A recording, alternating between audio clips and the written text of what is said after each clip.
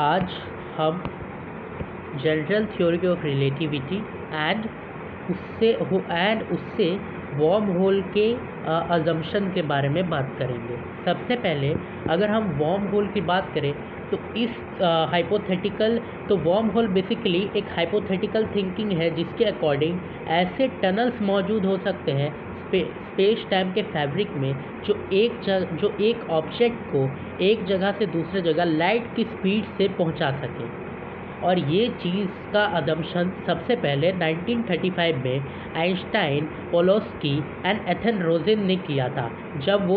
जिसे हम लोग आइंस्टाइन रोजेन ब्रिज के नाम से भी जानते हैं। लेकिन अभी तक ये रियलिटी में पॉसिबल नहीं हो पाया है कि किसी वॉर्म होल को क्रिएट किया गया हो या फिर किसी वॉर्म होल को फाइंड किया गया हो। तो अगर हमें वॉर्म होल के बारे में समझना है तो उससे पहले हमें ये जानना होगा कि जनरल थ्योरी ऑफ रिलेटिविटी क्या कहती है। तो according to Albert Einstein, general theory of relativity के अकॉर्डिंग टाइम और स्पेस एक फैब्रिक है। जिस टाइम और स्पेस के फैब्रिक में अगर एक छोटे मास और एनर्जी का ऑब्जेक्ट जैसे कि एक प्लैनेट डाल दिया जाए तो वो स्पेस टाइम के कर्वेचर को स्पेस टाइम के फैब्रिक को उतना ज़्यादा इफेक्ट नहीं करेगा। लेकिन एक gaseous radiation child like a sun, जो कि एक स्टार है, अगर उसे डाल दिया जाए तो उसमें इतना अमाउंट ऑफ मास या एनर्जी प्रेजेंट है कि वो स्पेस टाइम में एक कर्वेचर पैदा करती है जिससे ग्रेविटेशन का इफेक्ट पड़ता है। तो ये बेसिकली न्यूटन के ग्रेविटेशनल लॉ का एक रिफाइनमेंट था जिसे बनाया गया था। और इसी से हमें ये पता चला कि ग्रेविटेशनल असल में एक फोर्स नहीं बल्कि एक इफ़ेक्ट है जो स्पेस टाइम के कर्वेचर से पता चलता है। इसलिए आपने ये देखा होगा कि जो हमारे सोलर सिस्टम में जितने भी प्लैनेट्स हैं वो according to its position and distance towards sun एक दिन में अलग अलग अमाउंट ऑफ घंटे का इफ़ेक्ट महसूस करते हैं या फील करते हैं। अब इसी थ्योरी के अकॉर्डिंग बाद में अजम्पशन लगाया गया कि अगर एक इन्फानाइट मास वाला ऑब्जेक्ट एक टाइम और स्पेस के फैब्रिक पर डाल दिया जाए तो उससे इतना अमाउंट ऑफ कर्वेचर पैदा होगा कि वो पूरी तरीके से स्पेस टाइम को बेंड कर दे, जिससे एक टनल पैदा हो जिसे हम लोग वॉर्म होल के नाम से जानते हैं।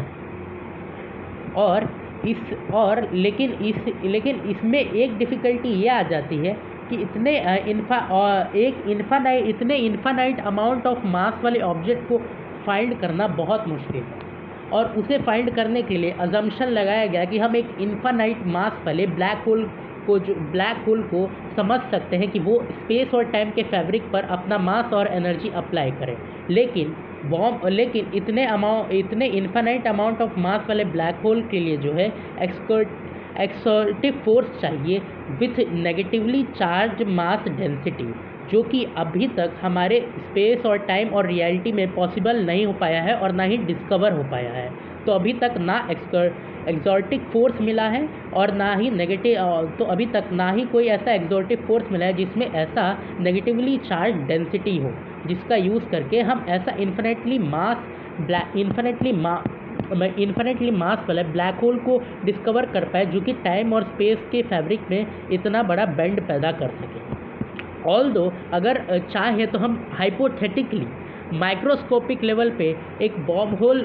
का अजम्पशन लगा सकते हैं जो कि इलेक्ट्रिकली चार्ज फॉर्मिक एनर्जी से चले, लेकिन उससे भी हम सिर्फ इंफॉर्मेशन को ट्रैवल करवा सकते हैं, किसी ऑब्जेक्ट को नहीं।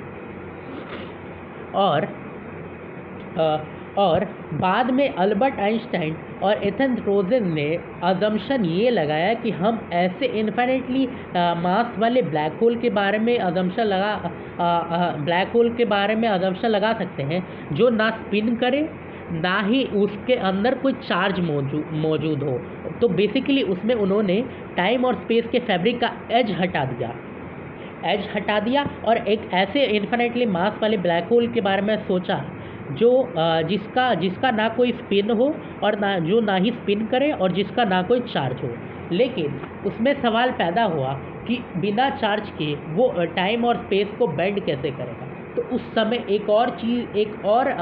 एक और होल का हाइपोथेटिकल अजम्पशन किया गया है कि वो हमारे स्पेस में मौजूद हो सकता है, जिसे हम लोग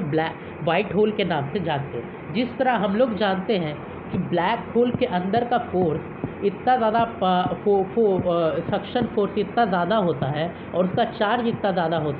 होता है कि वो लिटरली लाइट जैसी चीज़ जो 3 लाख किलोमीटर पर सेकंड के रफ्तार से जाती है उसे कैप्चर करे।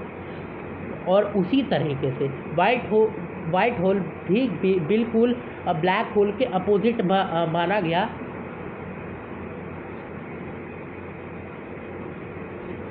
ब्लैक होल के अपोजिट माना गया, जिससे चीज़ें अंदर ना जाती हो बल्कि बाहर जाए।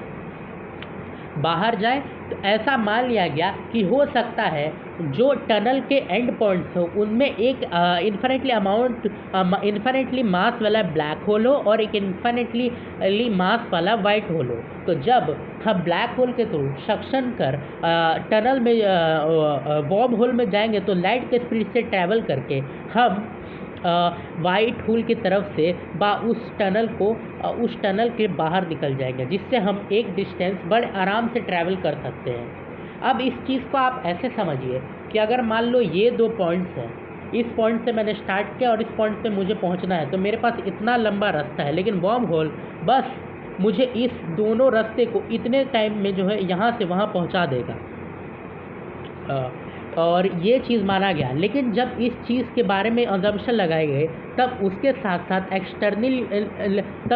साथ ये अजम्पशन लगाए गए कि अगर इंटरनल ऑब्जेक्ट प्रेजेंट हो सकता है स्पेस टाइम में, तो एक्सटर्नल ऑब्जेक्ट भी प्रेजेंट हो सकता है,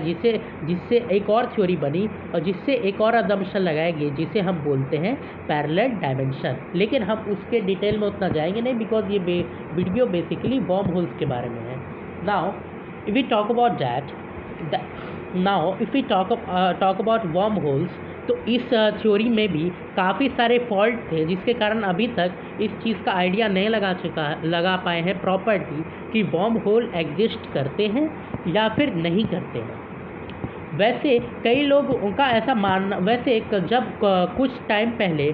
गूगल के क्वांटम कंप्यूटर में एक ऐसा एक्सपेरिमेंट हुआ था, तो कई लोगों को ये लगा था कि एक्चुअल में एक आर्टिफिशियल वर्म होल को क्रिएट कर लिया गया है, बट वो एक्चुअल सच नहीं था।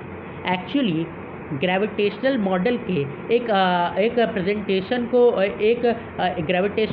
उस क्वांटम कंप्यूटर के मदद से एक ग्रेविटेशनल मॉडल तैयार किया गया था, जिससे ऑब्जेक्ट को नहीं बल्कि इंफॉर्मेशन को क्वांटम टेलीपोर्टेशन के थ्रू एक जगह से दूसरी जगह भेजा गया था, ऑब्जेक्ट को नहीं भेजा गया था। तो अब टेक्निकली अभी